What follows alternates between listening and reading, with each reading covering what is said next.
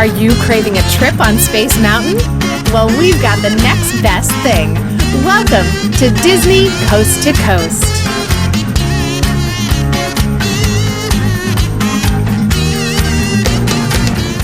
Hey folks, and welcome to Disney Coast to Coast, the ultimate unofficial Disney fan podcast. I'm Jeff DePauli, and today on the show, we discuss one of the most ambitious attractions Walt Disney Imagineering has ever created, Star Wars Rise of the Resistance. On December 5th, 2019, this new attraction in Star Wars Galaxy's Edge opened at Disney's Hollywood Studios at Walt Disney World.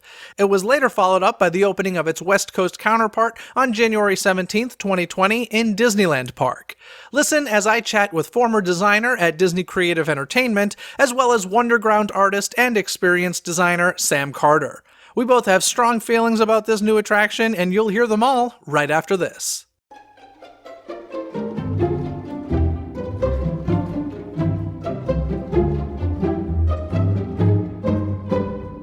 This episode of Disney Coast to Coast is brought to you by members of the Disney Coast to Coast community over at patreon.com/DisneyCTC.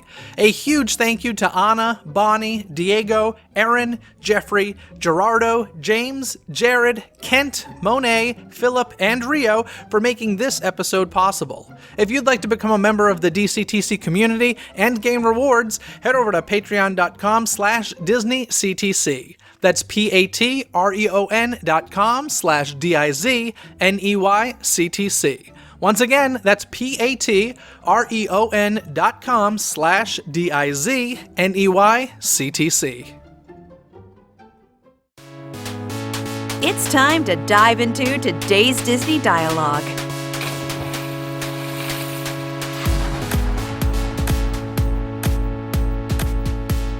Alrighty, Sam, Star Wars Rise of the Resistance. It's open. It's finally happened. It's here, and we had to wait a little while because, of course, Florida got it first. Right. That was a surprise. That was a surprise. Can I tell this story? I'm going to tell this. I've heard, I don't know 100% if this is factual or not. Do you know why they got it first? Well, I believe so. The GPS system. Right. They had to redo some things. So basically, they had to redo things here at Disneyland that they hadn't gotten to yet at Walt Disney World. Lucky for them. Yeah. But it was definitely like a nice treat for them, a nice Christmas surprise before we got it. That was great for them. It kind of threw off Anaheim. Yes. But, we were just stoked about it. Listen, Either way, we got the land month earlier, so it's cool. This is true. So we're going to go through the entire ride, of course, but we got to start, number one, with a conversation about the boarding system. Mm-hmm. Because currently, at both Walt Disney World and here, the only way you're getting on this attraction is if you get a boarding pass. Correct. We lucked out a little bit here on the West Coast because Disney's Hollywood Studios kind of worked out the kinks first. Right, and it sounds like it's going pretty good over there, right? It depends on the day. The problem is the attraction is still very inconsistent. There are days, I just went on it again this past Monday, and it was a great day. I got group 87, and honestly didn't think I was going to get on. I saw Saturday it went to 120. Did it? Okay. Yes. Sunday was like, I think 50, something like that. Hit or miss. Yeah, so it's really inconsistent. So how long do you think we're going to have boarding pass here? A long time. I think through the summer. You're right. Yeah, I think through the summer. So we'll see. So the boarding pass system, in case folks aren't familiar, and unfortunately you do need to be familiar about this. If you want to ride it. If you want to ride it, you've got to be in the park when the park officially opens. So if that means the park is opening at 9 a.m., that means they start letting people in around 8:15, 8:30, gives you time to get in the park, get your ticket scanned, and then you're playing this game. Well, from what I heard, if they would let you in up to the rope, which used to be at Coke Corner, and then to let more people in, because obviously it's in high demand, everyone has to be in the park, then they opened up to the hub. But I'm hearing now that, 15 minutes before park opening, they just open up the whole park. It's about 5 or 10 minutes before, yeah. They'll do the drop rope early. And you want to get somewhere that's not jam-packed shoulder to shoulder, so you actually have good service or good signal. And either that means you're on the park's Wi-Fi, or that you have do not go on the park's Wi-Fi. Let's do some checks. Make sure the websites on your phone are loading pretty fast. And then if you're getting good service, and then just be ready at 8. And not even before 8, from what I understand. Depending on the day. Whenever the park open is, yeah. And so here's the thing is, first time I did it, no problem. I literally had the countdown clock going. What'd you get? I got first time 67, which wasn't bad, but it was a bad day where it broke down at Group 66. It broke down for 3 hours. So you got on at like what, 6 p.m.? I ended up getting on around 6:30. Okay, that's a good guess. Very lucky that I should have gotten on, like based on the math, should have gotten on around 2. Right. So I was there 6:30. Very lucky. Got off. Somebody saw me and was like, "You want to go again?" And I was like, "Yes," and got to go again. Have you heard any numbers about, we think about pirates and how many people kind of go through that each hour. Have we heard numbers on how many people are seeing rides each day? What I know is that the number should be around, from what I've heard anyway, I don't know if this is factual, but 170 boarding groups is the ride working at capacity. Okay. I don't think we've passed 120. Right. And 120 is a really good day. Right. I was surprised to see that too. So it's, there's still a ways to go. Here's the problem I have in general with these things. And we will get into the good stuff, but this is important. It really is. The theme park competition is so grand right now. We're seeing the same thing at Universal Florida with Hagrid's.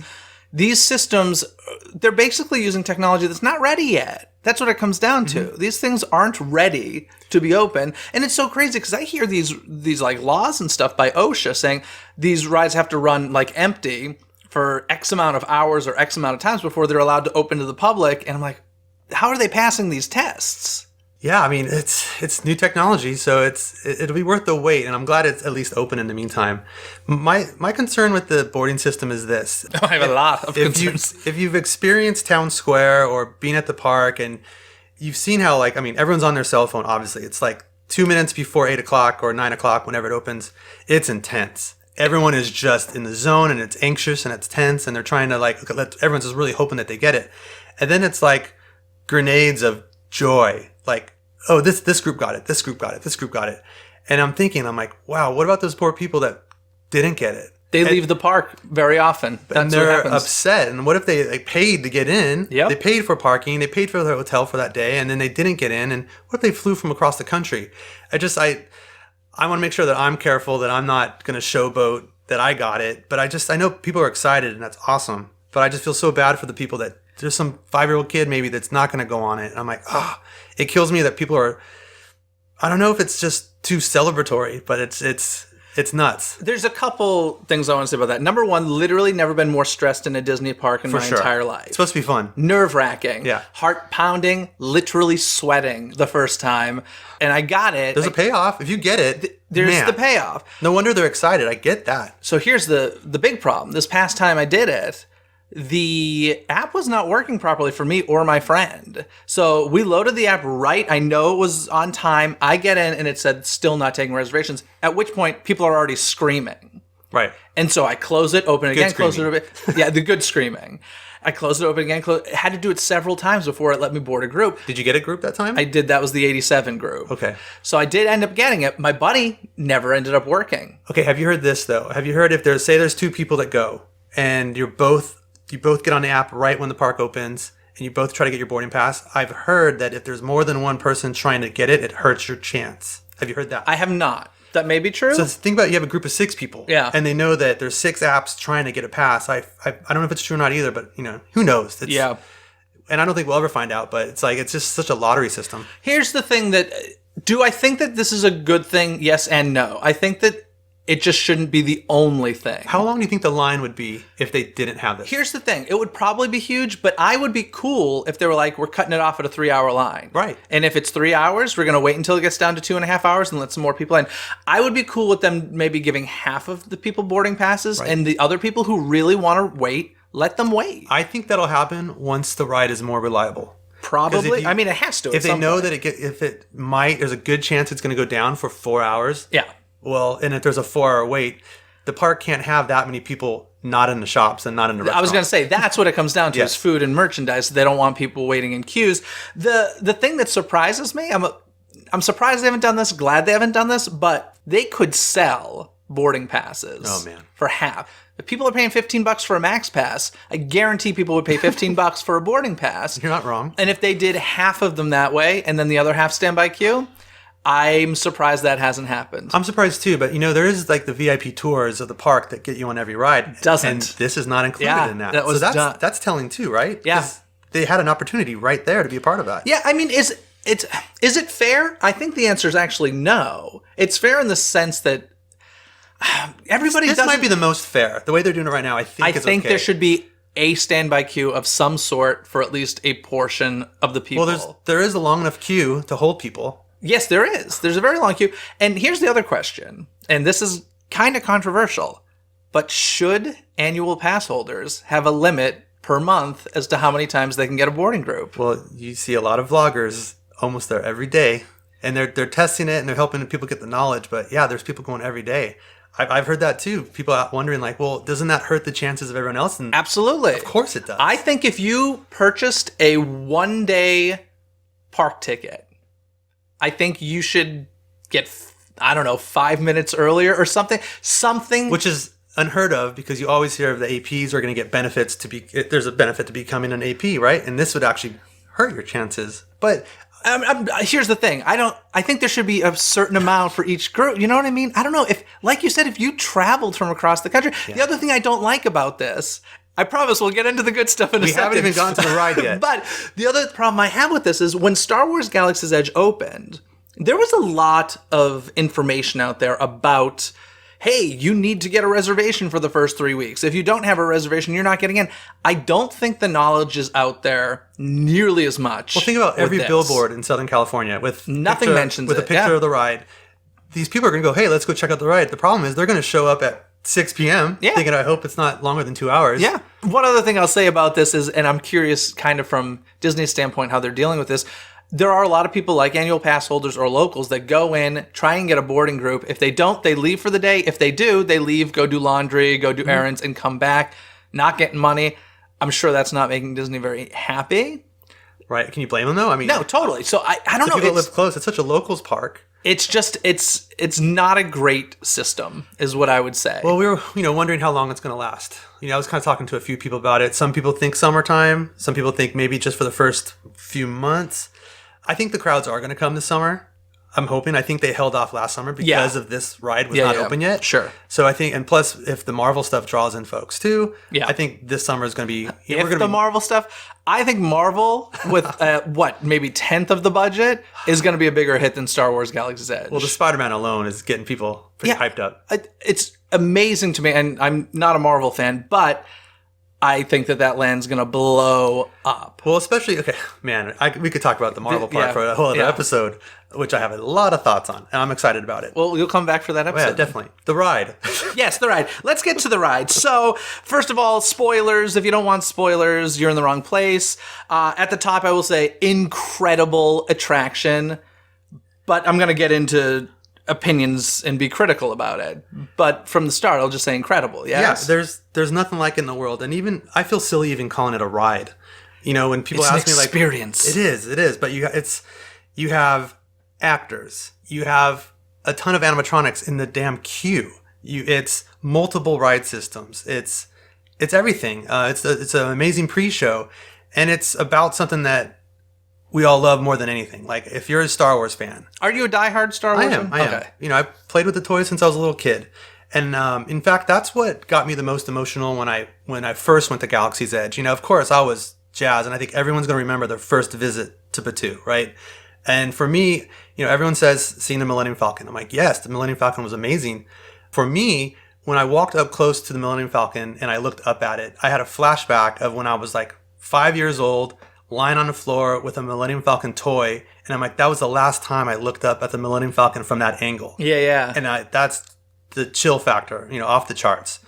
For this, I had the same feelings, but it wasn't until inside the ride. Of course, I was jaw dropped the whole time. But when I saw the AT-ATs or the AT-ATs, I got that same feeling that I got from looking at the Millennium Falcon for the first time. It's just, there it is. It's life size. Oh my God. I got that feeling in a very weird place, and I'll talk about it when we get to it. Okay. Because I was taken aback by, oh wow, this is where I'm getting the feels. But let's start at the beginning, because the first room, essentially, of course, there's the queue, but the first room you go into... The queue's great, though. The queue has like the X-Wing pilot costumes. It really looks like there's all that little detail is killer. And even though we had the boarding groups, you still wait for a little bit. Yeah, about 15 minutes or so. But just enough time to look that there's benches in the queue. I just realized my mom's going to love that. Yeah. And then... all of like the knickknacks. It's not just some Avatar stuff from props from a movie. I'm like, oh my God, those are X-Wing pilots. Or it just looks like it just looked legit. It looked like it was straight out of the movie, and now we're just waiting. It just builds that excitement. Yeah. The pre-show. So the pre-show with BB-8 and Rey. Did that remind you of Rocket? It's Guardians of the Galaxy. It's exactly what it is. Perfect. Yeah. It works. It's a good holding. An amazing hologram. A good pulse, pulsing people through the line. Yeah, the hologram thing that, you know, the what do they call it? The transmission that Rey came through. I heard people raving about this, so I was actually expecting something a little bit grander. Yeah. I did avoid spoilers for the most part. The only thing that really screwed me over was I was watching the Imagineering story, and it showed, and it showed a lot of stuff. And that's the point where it's like, oh, well, that's spoiled there. Well, as far as spoilers go, ever since they had first even before they announced that there's going to be a Star Wars land, I wanted to find every bit of juicy info on it as I could. Oh, see, I didn't. You know, I was just so curious. I knew, like, when it came down to the nitty-gritty details towards the end, I'd want to be surprised and I wouldn't want to watch videos. But I noticed that, like, I was even drawing maps of what I thought it would look like. And, you know, I have friends in the industry, and I'd kind of like, hey, what do you think of this? And they just kind of like, not say anything. But I know, like, later down the road, they're like, yeah, you're exactly right. That's how it was, which is awesome. Yeah, it's amazing. Yeah, so that first one, BB-8, of course, adorable. Everybody loves that character. Cool animatronic. The Rey transmission, it's a Pepper's Ghost effect. But wasn't it great to see Rey? Well, yeah. Well, see, that's one thing with Millennium Falcon. I didn't know Hondo Ohnaka until this ride. Okay. You know, I am a Star Wars fan, but more in the films, not necessarily any of the series stuff. Fair enough. But now I want to go back and watch it because I do like that character. But you know, I felt like it was missing. Where's Kylo Ren? There's so many awesome characters from the new trilogy where are they? But what about even further back? Like, where's Darth Vader and stuff? So I want to get into a conversation about the timeline of Galaxy's Edge, but we'll There's wait. a lot to talk about that too. Let's get through the ride first. So my first moment of holy crap, actually, it was kind of a fake holy crap for me, because after the BB-8 Rey room, which is very cool and just kind of setting up the story, these doors open, and I went at night and I look outside. First of all, you're outside. So that's the thing. Yeah. You're outside at that point. And there's Poe's X-Wing. I thought it was, when the doors open and I hadn't stepped outside yet, I thought it was like a Pirates of the Caribbean effect, where I was actually still indoors. And I was like, oh my God. And then I walked out. That's the real sky. I was like, oh, we're outdoors. Okay. But I kind of loved that element of working. Sure. And they do it a couple times. Well, it's nature, right? Yeah. They do it at the end, and it's bookended with that. Yeah. And I loved that. I thought that was perfect. Well, it's the way they have Poe on the video from the transmission, and he's, you know, being his charming self, right? Yeah. And then you go outside, and it's almost like you could hear the engines of the X-Wing kind of going, and BB-8's loaded, ready to go. You're like, okay, this is intense. And again, it's the cast members that are totally acting up. All right, guys, come on. The cast members are A+ on this attraction, and I hope that it remains that way. I think so. I mean, they're having way too much fun, especially on the ship. Yeah, especially on the ship. So then you end up in another spaceship, which is getting you off the planet of Batuu. The first ride vehicle. Yeah, the first ride vehicle. Which killer animatronic. So here's the thing I'm going to say is, if you are a person, first of all, this is a pretty family-friendly ride. Oh, right. But I do have family members that will refuse to go just because of little drops and stuff like that. They're like, nope, not interested. Because they're not missing out. But I will say, if you are that type of person, go do the first moments. The pre-show stuff is incredible. Right. Up until they start splitting you into color groups, you're golden. At that point, just tell them, hey, I want to exit if you really don't want to ride. It's such a family ride, and even though there is a drop at the end, people are thinking it's Tower of Terror. It is not. It's not at all. No. But trust me, people, I have family members who, no matter what you tell them, no matter what you show them, they're so stuck in their head. It's in their head. We'll get to it later for the escape pod scene. Yeah. But like, it's more just suspenseful than the actual thrill. It's a very smooth ride. But in any case, so we're in that first ride vehicle. It's kind of like the thing that cracks me up about this is, at one point in Disney Parks history, this would have been its own attraction. For sure. It's one, it's its own separate thing. And we're in there with, I always call him Akbar because he looks like Akbar. Commander Beck, right? Beck, that's his name, yes. And a really good figure. Great animatronic figure. That was my first wow factor. Is like, I mean, obviously there's a ton in this ride, but I was literally like, I'm on that little ship, and I'm like, oh, cool, there's a screen in the back. Like, you could see where you've been. Like, we're really leaving this planet, right? Yeah. And then I'm like, even videotaping it with my phone, the wrong door. And of course, the other door opens up. The door you come in on. Yep. Like, mind blown. Yeah. Like, I'm like, I thought for sure it'd be this. No, it's the same door you come in. And then you have a cast member right there in full character. Like, you're busted. Yeah. So that whole flight is very, you're standing. There's no seatbelts or anything. Minimal movement. And that's when we get, I have a bad feeling about this. Yeah. Love it. And, minimal movement, but just enough to make it feel like you're actually going somewhere. There's some movement. Perfect. Yeah, a little bit. Do you think you actually, let's talk, behind the scenes. Is it raising up? Is it just moving and turning? So at first time I did it, I was like, because like you, I expected the other door to open and just go into a different show building. But I'm like, wait a sec, we're going out the same door we came in, which meant we actually went somewhere. Right. How did this happen? And then next time I do it, I'm like, okay, there's 2 sets of doors and all this stuff. Well, I'm sure you watched the construction. That building is just massive, Massive, right? yeah. And then you see that round thing. And it's a really huge pit. So if anything, it just kind of turns in a circle, but you feel like there's some movement up. But Absolutely. Technologically, this thing's amazing. Yeah, it's beautiful. So there's the nice surprise of the same doors you walked in, you exit, and at that point you're in the Imperial ship. And the thing that I was struck with right when that opens up and you walk in there is like, it feels foreboding. Yeah. It feels like we're busted. The bad guys got us.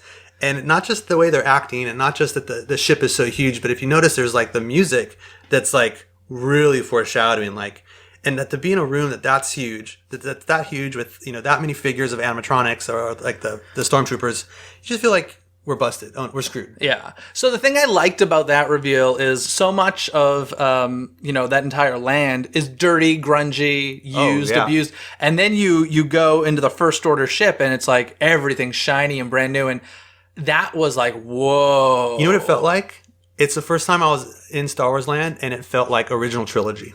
Yes. Like for anyone, say you're an old school fan, and maybe you might not like the new movies, but if you went on this ride, you wouldn't know the difference between are we on the Death Star? Are we on something? Is Darth Vader going to be around the corner? Like they all look the same. It's just that slick style. Yeah. It's very what you would expect in Tomorrowland. Yeah. We could do a whole other show about this, but when they were thinking about having more of a Star Wars presence in Tomorrowland, it always drove me nuts because they kept saying, "Oh, there's gonna be a pod race ride. That's where the Utopia is," and I'm like, "What pod races in Tomorrowland? No, that's gritty. That's grungy. Like we want to have like the gritty, dirty Star Wars stuff, but like that doesn't work in Tomorrowland." So for that reason alone, I'm super glad that let's just put all this back here behind Frontierland, and then that way Tomorrowland's still able to not have like dirty, sandy. I mean, in my opinion, Star Wars should be out of Tomorrowland at this point, but sure. that's Guaranteed. a whole other thing. The one thing I'll say about this room, it's huge, it's beautiful, the screen's beautiful, the ships you see are beautiful. It's huge, that screen. It's huge, the screen's huge, but the stormtroopers are not convincing to me. The only thing about the stormtroopers that I wish was different was I don't like that railing that's in front of them. That bugs me. I've honestly never noticed it. Oh, yeah. Yeah, I'm sure there is because they don't want people to run up to it. They would. Yeah. Someone would go up there, but like the railing, I'm like, well, why is that railing there? Yeah. I like that there's a vehicle parked there. And I keep, you see like very subtle movements of the figures. Too subtle and too Maybe few a little of them. bit. Yeah.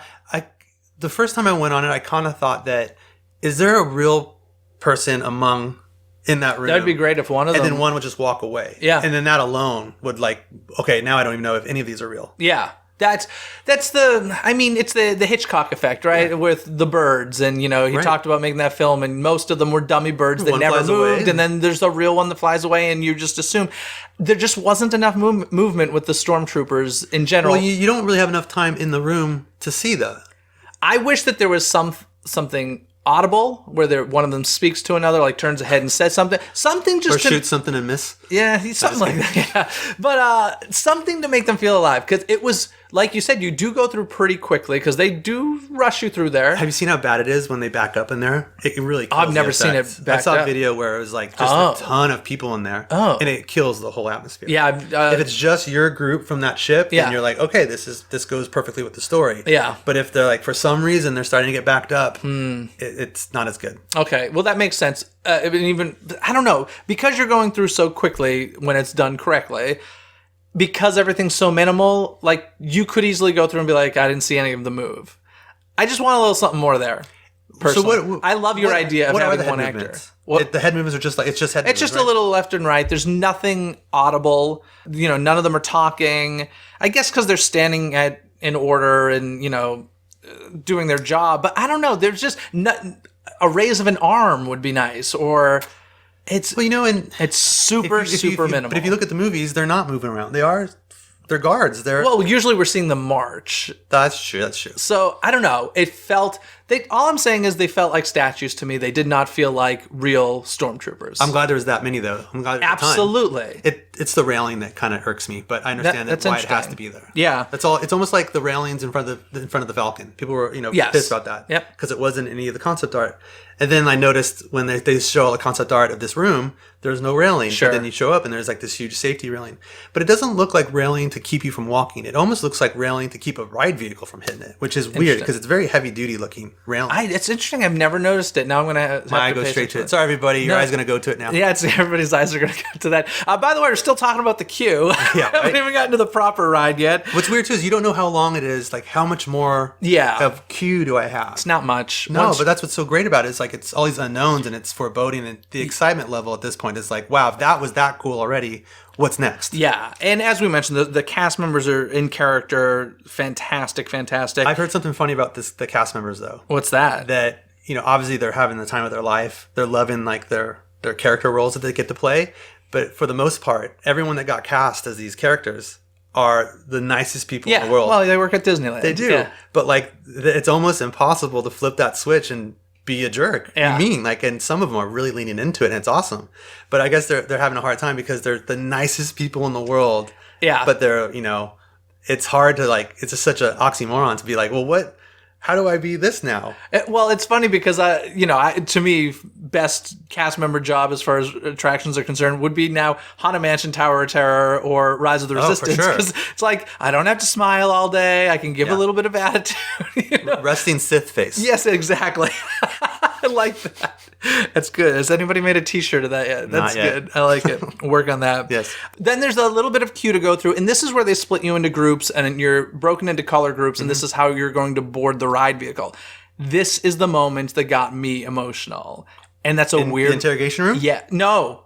While we were being broken up into groups. Is that because of the cast member was really in character? That's because I was there for a while. There was something happening in my interrogation There are more room. animatronics there too. You have more stormtroopers. 2 more stormtroopers that don't move much, very little. Okay. And I even just like the lift of a knee or something. I don't know. They look bolted to the ground. Like the scratch of a... Yeah. Yeah, right. They just look bolted to the ground. And I know that they are. And I don't know. They're just not living to me. See, that'd be a really good place to have a real one. Yeah. Maybe not so much in the big room. Yeah. But to have one right there that kind of just reporting the duty.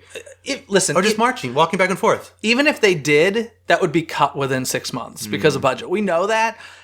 But I'd still love to see. It's a nice to have, not a must have. Yeah. It's. And if you're really looking for stuff to nitpick. Listen. That's the only thing. Totally. Awesome. But like on a Star Wars night, like they're doing the Disneyland After Dark Star Wars night, I would love for them to add stuff like that into it. It's like the night that was in Haunted Mansion. Yeah, exactly. Maybe once in a while, bring it out. Yeah, so that'd be cool. So, in any case, when we're split into those groups, I was waiting there a while because our interrogation room was kind of broken down or something was going on. So I was in there for a while, and people were super in character. But it was the moment where like I had nothing to do, so I was standing there and I just started looking around, and I was like, I'm in a Star Wars movie. Like, there's nothing. That might be the only part to really catch your breath. Yeah, exactly. You catch your breath, and it's the moment of realization where you're just like, wow. It's about to happen. Yeah, like this I felt like I was in the ship. It looked so much different than anything else in Star Wars Galaxy's Edge. Like I said, the clean, shiny surfaces and everything. It's believable. Listen, when it comes to Star Wars Galaxy's Edge, they could shoot a Disney Plus series in that land. For sure. Close the park at midnight. From midnight to 6 a.m., shoot a TV show. I'm sure it's crossed Jon Favreau's mind. Yeah, I'm sure it could easily happen. So, in any case, that's the weird moment where I got emotional. I forgot what color I had. I was just so kind of like... I was so paranoid about that. I was like, remember, orange. No, I just went wherever I wanted, and then I just thought, and I sat down, and there's like these poor people next to me like, oh, you're my color. I'm like, I'm sorry, dude. I don't know. I'm lucky enough I'm colorblind. I'll say that. I have done both paths, which is kind of by happenstance. It worked out that way. And I was like, oh, that's great, because, the color essentially decides which path you're going to go on. So that worked out well for me. So then we end up in the containment cell. And amazing. This is where... I was surprised. I'm glad I didn't know this when I went into it. how you get out of there. I have Okay. no idea. Okay, No idea. cool. So in this containment cell, you're looking up at a screen and you're seeing Kylo Ren and General Hux projected. Couple things about this. Number one, just remember they are projected in this room because that's going to come up later. Number two, the lighting of the shadows I know. is one of the That most got me. unbelievable things. So basically, if you're looking at a movie screen, it doesn't create shadows of people walking by, but they've done lighting in that room so that when the character walks across the screen, you see the shadow on the ceiling It's those little details. that people don't notice I that bet you make it 10% believable. of the people are going to notice that. Yeah. Because it's just so believable. But when you realize, like, holy crap, how are those TVs Yeah. making shadows? I discovered something or heard something recently about Guardians of the Galaxy Mission Breakout that I had never thought about. What's that? And I was like, oh, wow, never thought of that, blew my mind. So, when you're looking at the screens in Guardians, you're never still. You're always like bouncing up and down. So the screen, what you're seeing on screen is also Yes. moving. That's why it's so And effective. I had never thought of that because basically if you were if the screen didn't move, the ground would be flat, say. Whereas when you're going up and down, you'd see more and less of the ground. And that's all They really have in to be the video in sync. screen. Can you imagine how hard that was? It's perfectly in sync. It's yeah. insane to me. Yeah. And I just discovered this recently. Genius. And I was like, wow, But what's good bravo. about that is for the first few times you ride it, you're not supposed to see that. Yeah, you right? don't even And, like, think when you about get that. to go in it a lot of times. You're Now like, I'm just like, why is Chris Pratt a giant? That's what I think when I see it now. They're so big. Oh, really? Oh God, they're way bigger than life. But that's a whole other thing. So in any case, the containment cell's super cool. The shadow thing, like you said, most people won't notice it. Amazing. I did see it on Twitter beforehand, so I knew it. The thing that I loved was like some kid's dad was like, oh my God, what? And he like pointed out the shadows to his son. Oh, it's so cool. And I was like, oh, I love that he noticed that. That's good. But at the same time, wish nobody noticed it and just believed it, it's so effective. Yeah, And like super. for theme park nerds that appreciate this kind of stuff, your mind's blown like multiple times throughout this. Those are the details that are just above and beyond, essentially. So you want to talk about the breakout because you loved this You mean when we get broken out of the containment cell? I had no idea when the doors open up and you go into this interrogation chamber. The first thing I thought of was Willy Wonka because it's like this weird thing that we're gonna walk down. It's getting smaller and smaller. I'm like, this is weird. What's going on? And then I'm like, oh, there's no windows or no doors. I'm like, Haunted how? Mansion. Yeah, I'm like, how are we gonna get out of this? And I was just looking around trying to figure it out. I didn't see the where the door would open up, and just when scene, that yeah. happens, and it's just awesome. It's a good map projection effect. Basically, there was like Beauty and the Beast. It's like the Beauty and the Beast. What the magic the mirror? in Florida. Is it done similarly? I think so. I mean, That that's what it reminded me of. that one really blows my mind. That one's pretty cool. That one's incredible. Well, that one actually moves, gets bigger. Yes. This has like that heat glow look, but It has a heat glow look with some projection and then some light in the actual way, and then it just kind of pushes out. but and you really do need a killer cast member. Come on, go! I'm breaking Yeah. you out. Yeah. So here's like where the acting really is important because Yeah. if it's someone that's not loving their job, that if you're seeing it for the first time and your mind's blown and you don't have a cast member that's it's like out of 10. Okay, orange this way. All right, red this right way. this way, please. Yeah. We hope that never happens, and I don't think it will. Yeah, it kind of happened for Oh me. man! Yeah, But like I had an amazing cast member that was like, "Come on!" And I'm like, "Oh, this is so cool!" yeah. So you escape. And this is where you load. And they're just waiting there for you. they're waiting there for you. You don't see people getting off because they just rode. Right. It's Which- like here's our vehicles. which is something I wish was paid more attention to in everything. I Like really pirates, appreciate. seeing everyone get off right in front of you. You know what drives me nuts? And I get it. This is done for timing and everything. But like Star Tours is a good example of this, where when you're loading Star Tours and the screens above, where you're seeing what you're about to board. You're right. I never thought about that. You're The right. doors open and the vehicle's empty. Yeah. And then the actual doors open in front of us and we see the group ahead of us leaving. Well, the trade-off is you wait for them to leave, but then that means that line went from 60 minutes to, Totally. And I get why they do it. Yeah. I just wish. Well, it kills I mean, that illusion. there are certain. Even But I've never thought of it. Even something stupid. Oh, I do all the time. Something stupid like a Muppet Vision 3D. I'm like, is it really that high in demand that like we can't wait for the group ahead of us to exit before? You know what I mean? Like. Right. You're walking in and like the walls are transitioning back to not being blown up. You know what I mean? Yeah. Like The finale is like disappearing. yes, and that always just Speaking has of, bothered do you me. think Muppets will ever come back to DCA? No, not with PhilharMagic, with but its here's the beautiful thing, though. digital marquee, and But that digital marquee could be switched out. it can. easily. I don't think it's going to be Muppets. I'm just- I would love for it to. If they do like this, the throwback, maybe there's another Muppet movie, hopefully. But like if they could do throwback to Soren, Yeah. And it's with a digital screen now. I don't know. It'd be kind of cool. I would love to see every few months a different thing. I mean, the theater's... Golden Dreams. Oh, wow. You know what? February If they 8th. started doing... Well, this wouldn't sell very well, but I was thinking, they've got all these Disneyland After Darks. If they did like a DCA 1.0 night, but There's nothing left. I don't think people would show up. That'd be a good whole episode, just what's left from 1.0. But, Soren. Well, not... Yeah. oh man. Not quite. But next year, it's celebrating 20 years, by the way. Yeah. Crazy. So yes, back to the ride. You load the ride vehicles. These are trackless ride vehicles. The first at Disneyland and Walt Disney World. Right. I think. It took that long. Like, we've seen it at Pooh's Honey Hunt in Tokyo. Yeah. Like, was that in the late 90s? Honestly, since I was a kid, I've always been like, why are we still using tracks? I've always felt that way. So I'm like, finally, we're there. They're super smooth, is what I'll say. Like, they glide. It's like it's on ice. It's beautiful in that sense. And the cool thing is, I like the fact that you're on this journey with another ride vehicle. Right. And you're essentially experiencing the same thing, but slightly different paths. Well, it's like the whole thing is that heffalump scene from Tokyo, from Pooh's Honey Hunt. You know, that when people leave Pooh's Honey Hunt, they talk about, oh my God, that heffalump room where all the vehicles are in there and they're kind of working together. Yeah. This entire ride is like that part where you're kind of spinning around each other. You know what's so interesting is the vehicles are so in sync that there are points where you're like kind of looking across at each other. Yeah. And I thought that they were projection and like waved my Like a arm. mirror? I was like, oh, sorry, reflection, not projection. And I'm like, oh, that's not me. It's the other ride vehicle. But you know what's perfect too is like if you know Star Wars vehicles, it's super appropriate. The vehicle that you're in is you see them in the background of the movies. So it's like totally. That makes perfect sense. So you're traveling through the ship in this trackless ride vehicle. You first encounter the stormtroopers. They're projected at this point. And, there's a lot of blasting happening. There's some really good effects when it hits stuff. There are and there aren't, because I have some major issues with this. What's that? So the holes that are created in the walls, beautifully done. Yeah. Map projection replacing fire and smoke is not okay in my book. You know, it didn't even cross my mind. It drives me. I'm a fog freak. I love fog. All the damage is just projection? It's just projection mapping. I thought for sure there was some kind of... If there is, the 3 times I'll I've look gone for it on, again. it wasn't working. Okay. It's all this, like they have projected smoke for certain. You know, you're moving so fast, and you kind of even see like sparks blasting off of it. I'll look closely at it, but I didn't notice that. I would have preferred the holes being created and then through lighting and at least fog. you don't see the holes. No, They're before you get to the room. Those are really well done. Very, very well done. The holes. I don't even think they're there when you get in the room. I think they actually fall away. Yeah. So that was.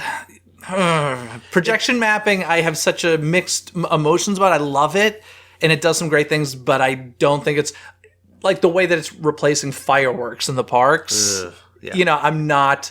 I just realized recently that on the Disneyland app, they now have Mickey's Mix Magic and Mickey's Mix Magic with fireworks listed as 2 separate things. And I was like, oh, we've gone there. All right. But in any case, so the projection mapping, too heavy-handed in replacing stuff that I mean, I would love real flames, but I accept light replacing flames. I don't accept projection of fog replacing think about fog. Islands of Adventure, Spider-Man ride. Sure. The coolest effect Is the fire, the pumpkin. you Yep. get that Green Goblin throws that pumpkin at you, and you go to the other room, and there's like a flame. A real that flame. You feel Yep. the heat. Yeah. So that was another thing. We're not feeling any heat. We're not feeling any, as I mentioned, these ride vehicles are super smooth. We're not feeling any jostling whatsoever. It is smooth. It's too smooth for a ship that's being blasted. Well, that's the thing too. It's such an E-ticket. Like I was even calling it an F-ticket, right? So it's such like a major ride that you think that it has I feel like we have to skip F and go to G because maybe. F ticket just Right. doesn't sound good. I like it. You think that with being an E-ticket like that, it's going to be the thrill factor, and it's not. It's just the most immersive dark ride ever, right? Yeah. There is some, if you want to call it the ending, like the thrill portion of it, but like the thrill comes from just being inside the world of Star Wars and being in a gunfight, you know, being in the battle and the AT-ATs and everything like that. That's where the thrill factor comes in. It's about the epic scale more than the actual action, I would say. Right. Anyone could go on it, which is kind of why I love it too. Yeah. No, I love that, like, You take grandma on it. totally. Take your 4-year-old on it. If they're not in their heads, you Right. can take anybody on it.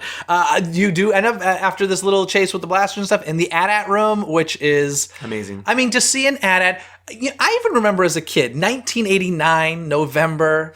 I go to Disney MGM Studios for the first time, and seeing the I know. AT-AT in front of Star Tours Big deal. was so cool. Yeah. This is 10 times cooler. Yeah. You got two of them in a These ones are storage blasting unit. at you. Yeah, these ones are blasting. And So I'm really glad I didn't see not water. the video. Not right, blasting It's not universal. water. But like, remember in MGM it used to blast water. oh, I didn't know that. Yeah, back in the day. Oh, man. It may still, I don't know, in the summer or something. Oh my gosh. Yeah, That blasting Florida water on you. So this is the part when you kind of see, your ride vehicle goes up these AT-ATs, that's when I got like the chill factor. I was like, okay, I'm in this.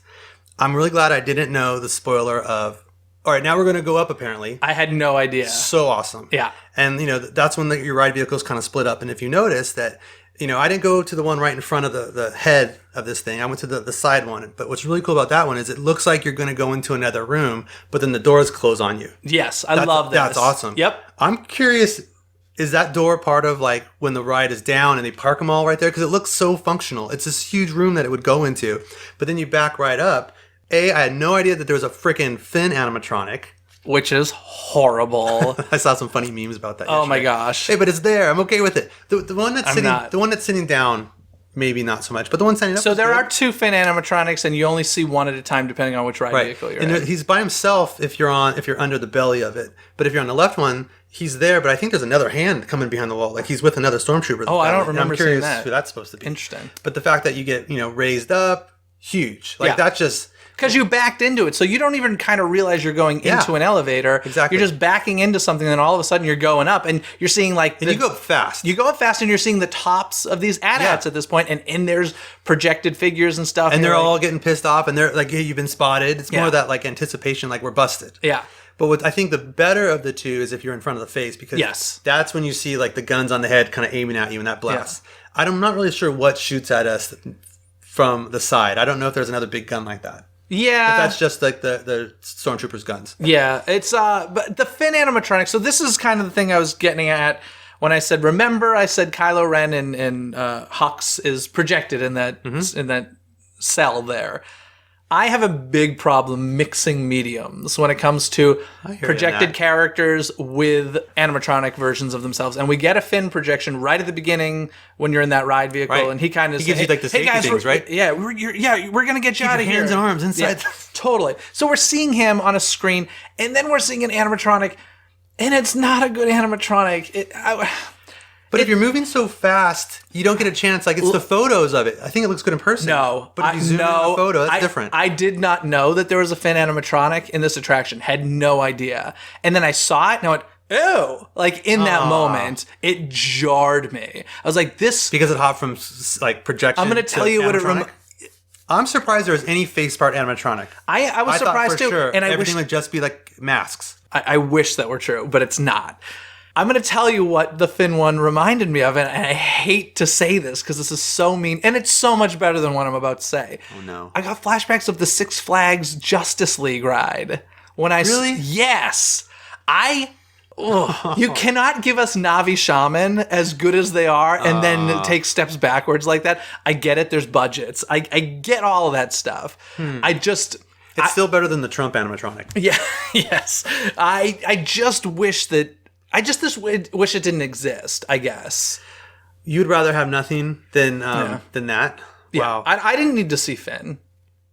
I didn't need to see him in that. The only human animatronics I needed was Kylo Ren. And he's got a full mask, so it works. Right. I don't know. There's something about seeing skin on a screen and then skin on an animatronic. They just don't. I'm definitely like a consistency guy too, but again, that didn't even cross my mind. Okay, yeah, it drove me nuts. Okay. So that was a big deal for me. But in any case, the room's incredible. Yes. And like I said, I don't know, I just didn't feel like I needed him in there. I get he's moving It's the very story Star along. Wars, like, and especially for his character to be in that outfit. Yeah, maybe he just should have had a mask on, but then you wouldn't know it was him. Right. I don't know. I didn't love that animatronic. It bothered me so much. So both of them. Oh, horrible. Do you hate one more than the other? No, I mean, I would have to sit and look. Like you said, you move so quickly. But I do remember, like I said, seeing it and immediately thinking, wow, I was pleasantly surprised that he was there because I thought for sure the animatronics would just be with the masks on. Yeah. And I think, if whatever e-ticket we get for Avengers, yeah, I don't think we're going to have Robert Downey Jr.'s face. Yeah, well, I mean, we never see Adam Driver in this. Right. So I think it'll be like Iron Man animatronic if we get that, or Spider-Man, because it's like there's no facial features to worry about. Yeah. But, some of them they really nail. So would you say this one's up to par with the Ellen one from Universal Energy? Somebody did say that recently, Oh, no. and I'm like, I mean, nothing's that bad. Oh, man. But this one was shocking, I'll say. In any case, let's move on from there. Oh, we're going through more hallways. We end up in this iconic room from the films, the bridge room. Right. And you see the ships arrive. Oh, gosh, you see the ships arrive. You see Kylo Ren up there. You see Hux up there. I love Hux. I have a weird obsession with Hux. But did that bug you? Tremendously. Damn it. I did not like the Hux animatronic because, like I said before, we saw him as a projection. The one benefit is that the back of his head's to us most of the time. You see some reflection in the glass. It's a bad wig, though. I like him more after I saw Rise of Skywalker. I just love that character. Yeah. I really love that actor. I think he's phenomenal. I think it's a great character. So, yeah, I didn't love that animatronic figure. Kylo Ren, I accept. The mask makes it all okay for me. I don't know. Maybe I'm just insane. But there's something about flesh, skin, not translating in these cases for me. I don't know. I'm nuts. But in any case, the bridge room's incredible to like be in that moment. And then let's see, we got the Kylo Ren chase. Essentially, this is where you're trying to get away. Kylo Ren's chasing you. You get the lightsaber through. Well, that's the scene I'm really surprised they showed in the commercials. I felt like that was that could have been a really, really big wow factor. You mean the ceiling lightsaber? Yeah. And especially because when they show it, there's all these sparks with it. Like it's really like done like with film in mind. But for this one, it's like I was the whole time I was just waiting for him to stick his lightsaber through it. Do you know what I mean? But, you know, I love the effect. I think it's great. I just wish I wasn't anticipating it so much. Because the whole time I'm like, well, when does that happen? Yeah. And then it happens. I'm like, oh, there it is. Yeah, it's one of those things where I'm not sure exactly how it's done as far as the clearing of the pathway, but good effect. When you look at the panel, you can see that it reminds me of, I remember watching like old Hanna-Barbera cartoons, and like one branch on a tree would be a slightly different color than the rest, and you're that's the one that's going to break or whatever. Yeah. It was kind of that when I went into that room. I'm like, okay, so that's the panel, but it's not projection. It's a practical It's not effect. projection. It's. I like how it spins and creates a really nice lightsaber effect. Like you said, I just wish I hadn't known it was going to be there because I did not see that in a spoiler sense other than the commercial. Mm-hmm. So yeah, but it's cool. You know, it's awesome. It's a cool effect. I think soon after that, is that when we go with those huge blasters? Yeah, so we're dodging the blasters now. That was larger than I thought. Like that was really huge. Big. That was massive, and that was a fun little, dodge 'em game that you're going through there. It's like a little Frogger kind of thing. Yeah, totally. But that is a room where I would have loved some jostling because when those things. But I get it. Like maybe they should be louder too. Like, oh my god. Yeah, like you're right there where they're firing. That's the screen that I noticed too. That was just so sharp and so just like how is it done? It looks 3D in a way. Like it's really well done. Yeah, Disney does this thing. I even see it like in Radiator Springs Racers where their screens have distance to them, if that makes sense. It's a parallax. What is that? It's like when I think it's what you call it when you're on Guardians and you're going up and down. Yeah. And it kind of changes the perspective. Mm-hmm. It's doing the same thing for that. I think it knows. I don't know if they use it there, but it's just so believable there. Yeah, it's really, really well done. And they're very expensive, very nice screens. So yeah, the dodging the blasters is very cool. Then we get to a very famous Kylo Ren scene where we see the animatronic again. This is the scene where the walls essentially break open. So did you notice why the wall behind him blows up? No. This is cool, and I didn't notice this in person, but I noticed it when I watched a video after I wrote it. So with this huge space battle going on, right? You have those huge cannons blasting ships.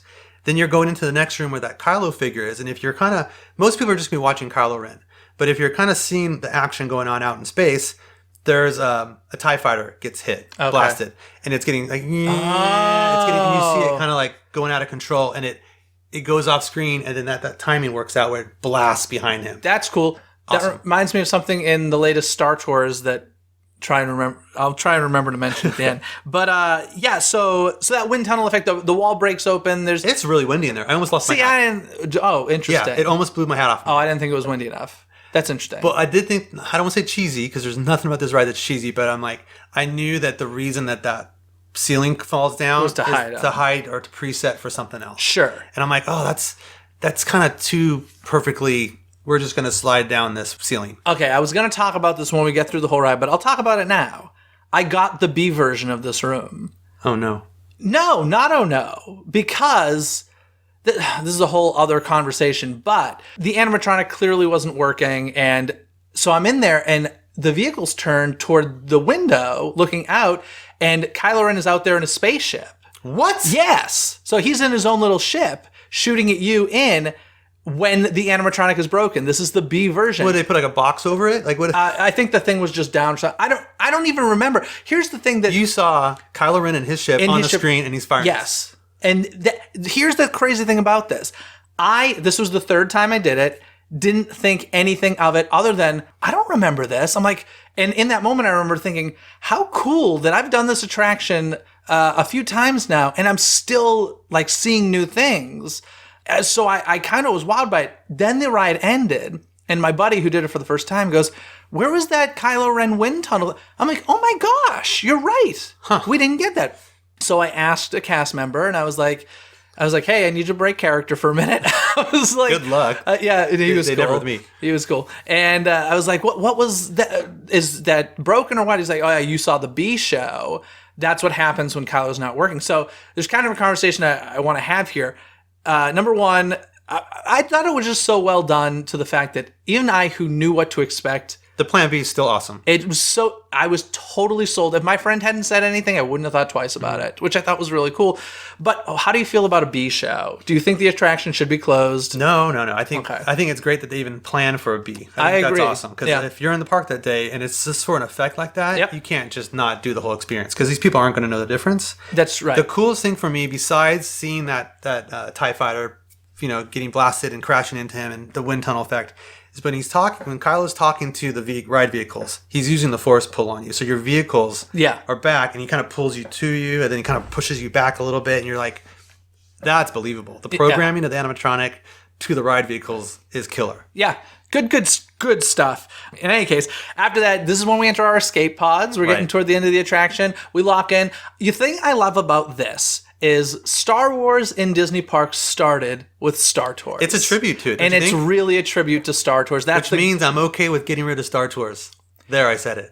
I've been okay with it since Galaxy's Edge opened. Yeah, I really don't think Star Wars belongs anywhere in Keep Tomorrowland. your toys in the proper toy box. Yep, it's very weird. If they want to keep it in Florida and figure out a way to connect it to the land, I'm okay with that. It's close enough to the land from what I understand.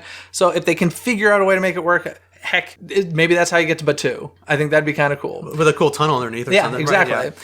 I always keep thinking with the Marvel area, and then it's just across the Esplanade, and you have Star Tours ride system. My thought is, okay, now you have an Avengers land, but I don't want to call it, I want to call it Stark Tours. Just move it over there. You dork. I know, that joke. But it'd be really cool to have and if you love that ride, well, don't worry, it's just Iron Man now, and move it over in DCA. People do love that ride, and I will even say, I've said it many times. Still great. Star Tours is better than Millennium Falcon Smuggler's Run. I can't argue that. It just is. I mean, if you love the Millennium Falcon and you're sitting in a cockpit, that's the best part about Smuggler's Run.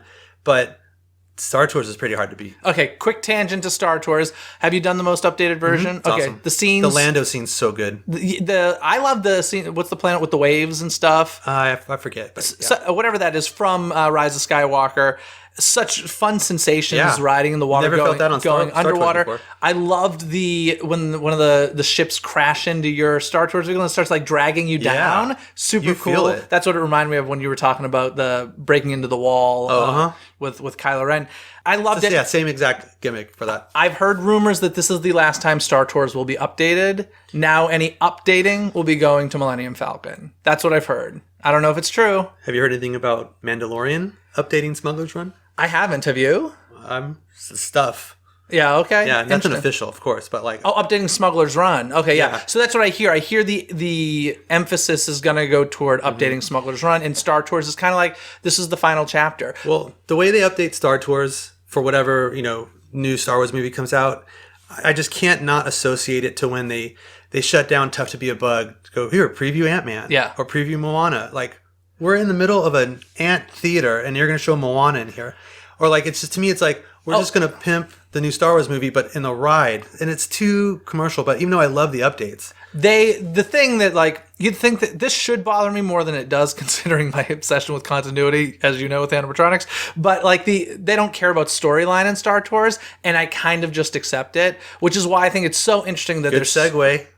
So obsessed with consistency and storyline. I think that's going to go. I think so, too. The timeline, and Galaxy's Edge overall. And what's going to dictate that is that people are clamoring for Baby Yoda, Baby Yoda, and Mandalorian, and even just to be able to have Captain Phasma walk through there. I mean, she's from the new movies. Yeah. And they have a costume of her in Tomorrowland for some reason. I don't even understand where the timeline is exactly. It's between 8 and 9. With Rise of the Resistance? Yeah. Okay, 8 and 9, between 8 and 9. So, like, why then, though? Like, I don't know. There's timelines in Disney parks, it just doesn't work well. It limits it, right?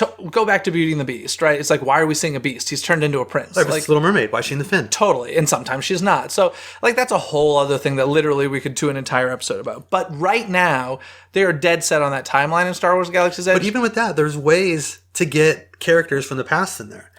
I think that Force Ghost. I saw Force Ghost as so-and-so, but then, I know if you get really diehard to it, like, well, that's not what Luke looks like.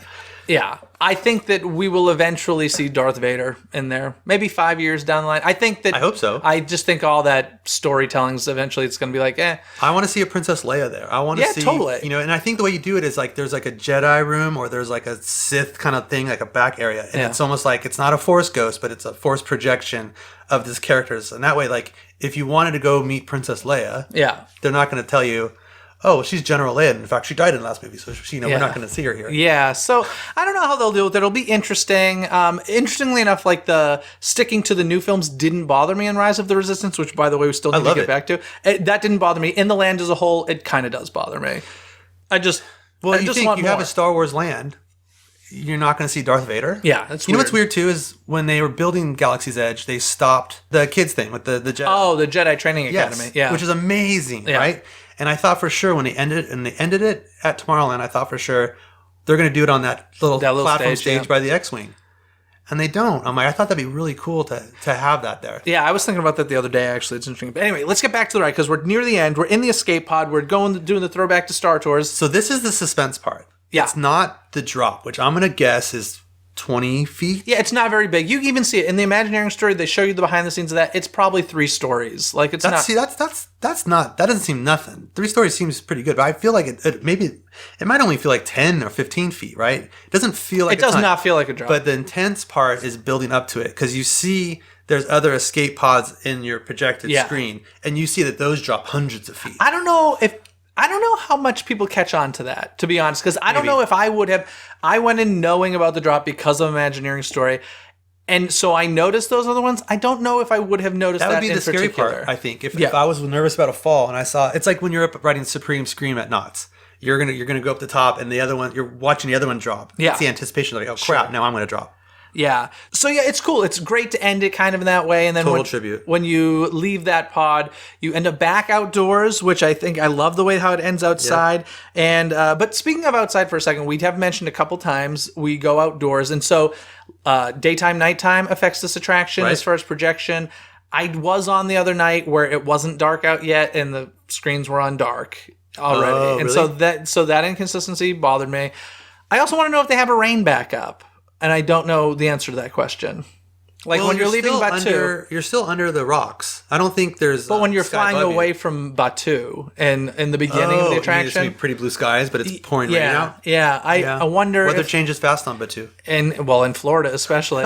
So I'm very curious as to whether they do have a daytime and a nighttime version. At least they change from day and night. Totally. You know what doesn't though, which Universal, with the whole Jurassic World's Park, supposed to. I went at nighttime and it was still the daytime, and I'm like, what? The part with the Mosasaurus? Yeah. Oh, they have a nighttime version. Oh, maybe they didn't switch it when I saw it. Yeah, and like I said, with Rise... We're still waiting to see the finale to that. They haven't even finished. Supposedly the new one's in there, but he's still not moving properly. I don't know. Yeah. I love Jurassic World, though. I love that update. That's a whole other thing and not Disney, but I love that. Let's do an episode on that. Yeah, I love it so much. So, in any case, you end up back outside with Beck. You unload. You just Beck is in that same escape pod that you're in. I like that. And it was it's quite an adventure. Now, here's the big question, and I don't know the answer to this question for myself yet. I don't think enough time has passed. But right now, I don't know if I would say I like it more than an Indiana Jones adventure or a Twilight Zone Tower of Terror. Crazy talk. So you think it's above and beyond everything? There's no way it doesn't. I don't know. Well, what's funny about it is, I will give it the scale. The scale is the thing that I keep telling people. You will believe you are in an Imperial ship Well, maybe that's just because of the thrill factor. Indy really kicks you around a lot, right? There is Yeah. a thrill factor to Indy, and it does have a lot of those figures, right? Sounds like they need a projection of Indy to really make it not as good, right?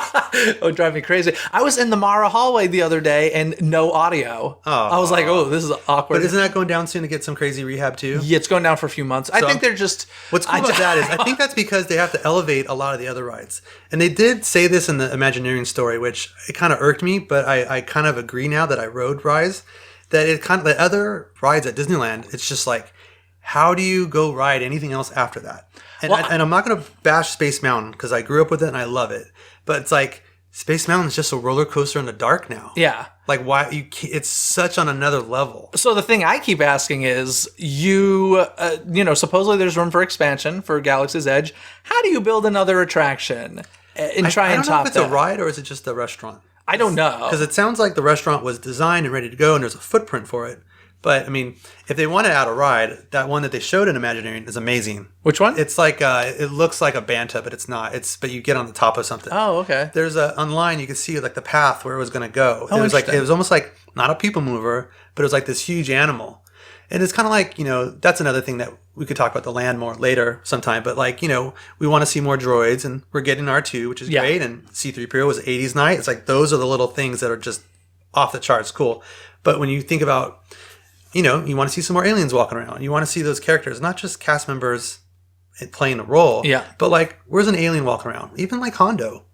Walk around the Falcon outside. It seems to be rolling out slowly. Right. The thing I will say after having... And now that people are coming. Yeah. So you'll see it, I think. The thing that I will say about Rise of the Resistance is the land should not have opened without it. Really? I really don't think so. I think... It does need it. But if the whole thing was open already, it would just be sitting there. Like, with not using guests, because we went to it a lot. I didn't. I have zero interest in going... No, I went opening day. Yeah. And beyond that, I would literally go into Disneyland, forget that it's there, and then walk by and be like, I guess I should walk through. That Smuggler's Run is zero interest to me. The food is not great and overpriced. The Ronto Wrap. The Ronto Wrap's my favorite. It's like $14. I haven't been to Disneyland since Star Wars open and not gotten a Ronto Wrap. I like it, but I think it's way overpriced. But I agree, it's the best thing I've had there. But a lot of the other food I don't love. I don't love the land as a whole. I love this ride. Really? Yeah. I think it's... The thing I keep saying about Star Wars Galaxies is just I have tremendous respect for it. I'm wowed by the detail. I just don't want to spend a ton of time there. And I don't know what that is. And it's weird because like I'm a bigger Star Wars fan than I am a Wizarding World of Harry Potter fan. But if you're like, hey, grab a book, sit somewhere and read for a day, I'd rather do it in Harry Potter than that's pretty Star cool Wars. too. Yeah, but it's just weird because my fandom is definitely more like I legitimately don't like the Harry Potter movies. Well, I mean, that is interesting. There is a level of detail that is, you can't argue that is tops at a Wizarding World. Yeah.